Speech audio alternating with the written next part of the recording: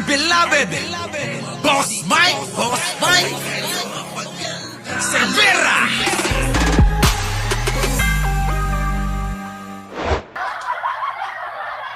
Sige nga ho, mga kababayan, bakit si Sara Duterte takot na takot kay Ramil Madriaga? Kung wala namang kasalanan, katulad ni Pangulo, nakatawa pa na nahuli na't magkikita na sila ni Ramil Madriaga sa lalong madaling panahon at makaharap niya kung mapapatotohanan ba na talagang nagdi-deliver ng pera si Saldico kay Pangulong Bongbong. Ayan, nakangiti pa. Ang tanong ko, kabaliktaran kay Sara. Si Sara, takot na takot humarap kay Ramil Madriaga. Pag-aralan ho ninyo. Aralin ho ninyo yung pagkakaiba. Kung ikaw ay confident ka sa sarili mo na wala kang kasalanan, abay siguro ang magiging reaksyon mo parang si Pangulo. Tatawanan ka lang at magiging masaya ka pa. Kung confident ka na wala kang kasalanan. Hindi ho kaya tulad kay Sara Duterte na panay tanggi, nakakilala niya daw na hindi kakilala, hindi ko kakilala yan.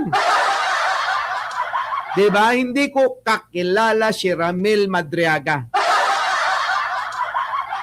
Lumalabas ho sa mga ebidensyang nilalatag nung nagngangalang Ramil Madriaga. Kilala nila, buong pamilya nila, si Ramil Madriaga. Ay, isipin nyo ho. Sino ho ang galit sa pamilya ng mga Duterte kay Ramil Madriaga, Aber?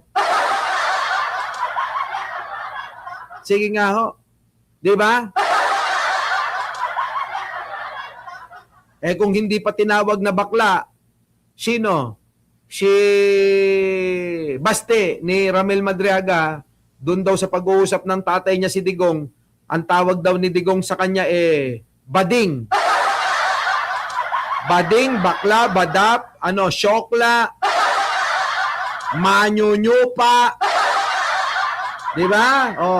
Burat ang sinusubo. Ganun ang bakla, di ba? Ganun ang bakla, ganun ang bayot. Di ba? Magpakatotoo tayo dito, real talk. Ang bakla talaga, di ba? Siguro mga 99% ng bakla sumusubo ng burat.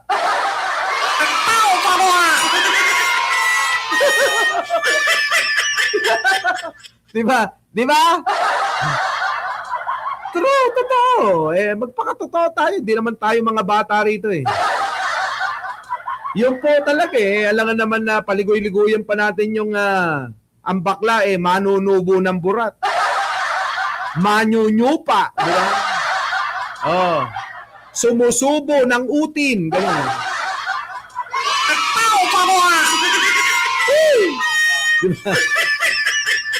Diba?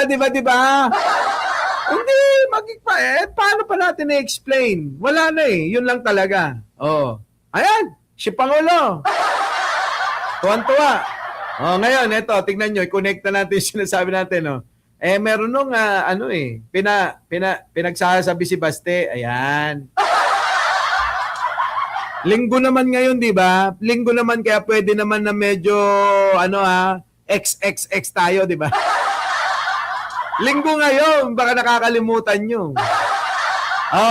May bading bang maraming tato? Sabi ni Baste. Ayan tingnan mo, yung muscular gay with the tattoo. Ang dami ng mga yan. Yung mga bakla, yung mga sumusubo ng mga, ng titi ng may titi. Ayan Di ba? Marami yan, Baste. Kaya wag mong ikakatwiran, wag kang magtago sa tattoo mo. Umamin ka na, buti pa yung tatay mo, umamin Diba si Baste hindi niya maamin? Baka naman nagmana ka sa tatay mo. Hindi mo palang maamin, Diba? Aminin mo na, Baste, pag inamin mo na bakla ka, wala naman mawawala. Ano bang mawawala? Alam naman na maraming tao. O, di ba? May bading bang maraming tattoo? Palusot mo. Ibig sabihin, nagtatago ka sa tattoo mo. Di ba, Irene Santiago, Maring Linda Imo, ha? Efren, ha? Rowena, Mary Ann, Tama, mali? Kaya nga, sabi ko na Barbie. James, Russell, di ba? Kampanya lang. Manong, Banatak Data. Uy. Di ba, Bentagos. Maring Viola. Sagot! Tato, nagtatago sa tato si Baste. Katwiran ba naman na may bading bang maraming tato? Tinatago mo lang yung sarili mo sa maraming tato mo. Pero ang katotohanan, badap ka talaga. Anong araw na? Kita niyo mga kababayan, humamon ng suntukan kay Ramil Madriaga. Uy, tagal na. Wala pa rin na. Diba? Yan ang bakla. Yung po bang hindi kayang panindigan yung kanyang sariling salita. Nakakuha nyo? Katulad nung baklang mataba na ang bilbil abot sa tuhod niya. Kita nyo yung mga kababayan ko, ganyan ho yung mga bakla.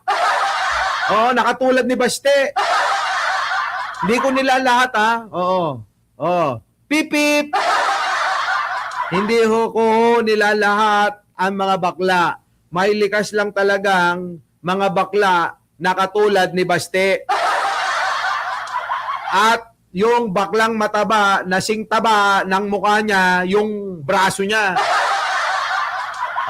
At yung bilbil, abot. Ewan ko, dati abot na hanggang tuhod eh. Siguro sa katakawan ng pera, baka humalamang yung bilbil niya, baka nasa talampakan na. Yan mga kababayan ko. Kaya alam nyo mga kababayan, yung mga sinasabi ni Basting ito, pambobo rin eh. Diba? Alam niya naman sa sarili niya yan eh. Ngayon, ang tanong ko, hindi kaya nagmana si Basti sa tatay niya na aminado na bakla? Baka nakakalimutan nyo mga kababayan ko. Si Rodrigo Duterte ay umamin na badiday. Umamin na badiday. Sino? Si Rodrigo Duterte. Kaya nakakapagtaka ba kung si Basti bakla talaga? Ito mga kababayan ko. Patutsada niya sa senador, may binanggit din siya tungkol sa kanyang sarili. Bakla ako noon. Kita nyo? Ayan mga kababayan ko galing mismo kay Digong. Bakla ako noon. Kaya Baste, umamin ka na rin. Tulad ng tatay mo para hindi ka na tinutuksong bakla.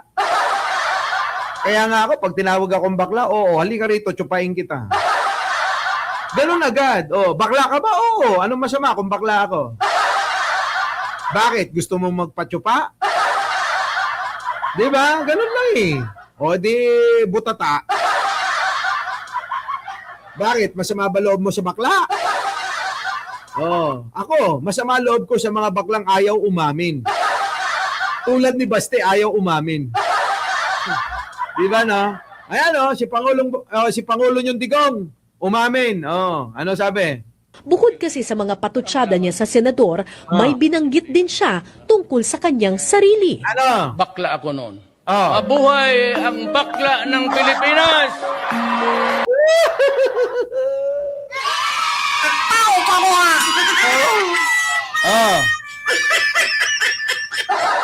Alam mo na kaya ikaw, wag mong idadahilan at ikakatwiran na porke marami kang tato. Ikaw ay totoong lalaki na. Tatay mo nga ayan yung mga bakla nga puro tato pero mga nagkokoplangan yung mga yan. Nag-C69. Di ba, mga kababayan ko? Yan ay mga bakla. Oh, di ba? Oh, ano yung mga bakla? Abay, nagsi-69 yung mga subo-subo yung mga kani-kanilang batuta eh. Oh, baste, umamin ka na. Oh, tignan mo, kamukha mo nga yung isa eh. Yung isa, oh, mukhang may bigote, oh, parehas kayo. Kaya baste, wag mo kami linlangin. Oo, aminin mo na ang katotohanan. Yung totoo, aminin mo na. Hindi, yung mga bakla ho kasi, mga kababayan, oh, di ba, tsumutsupa. Tapos yung mga kababayan, oh, eto pa matindi. Oh, pagtsupa, oh, ipapasok sa mga puwet nila. Oh, ipapasok sa mga puwet nila yan. Oh, ito pa matindi. Pag labas, galing sa puwet, isusubo uli. Ay! Tao ka mo ha!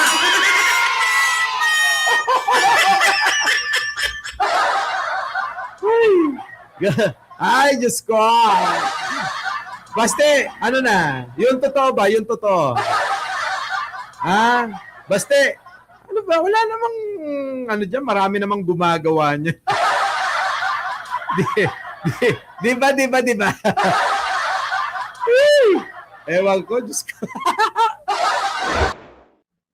Our beloved Boss Mike! Boss Mike!